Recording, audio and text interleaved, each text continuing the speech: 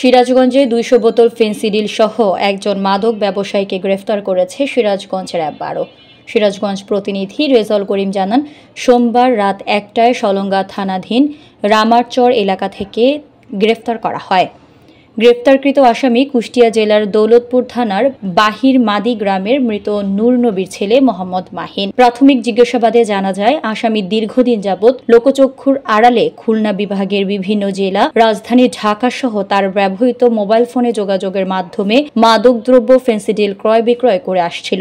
এর ভিত্তিতে সিরাজগঞ্জ র্যাব ১২ সদর কোম্পানির একটি চৌকস আভিযানিক দল সলঙ্গা থানাধীন রামারচর নিউ রূপালী হোটেল অ্যান্ড রেস্টুরেন্টের সামনে বনপাড়া ঢাকাগামী মহাসড়কের ওপর একটি মাদক বিরোধী অভিযান পরিচালনা করে ২০০ বোতল ফেনসিডিল সহ একজন মাদক কারবারিকে গ্রেফতার করতে সক্ষম হয়। এছাড়াও তার সাথে থাকা একটি মোবাইল ফোন এবং নগদ ১,৫১৭ টাকা জব্দ করা হয়। গ্রেফতারকৃত আসামির বিরুদ্ধে সলঙ্গা থানায় ২০১৮ সালের মাদকদ্রব্য নিয়ন্ত্রণ আইনে একটি মামলা দায়ের করা হয়েছে।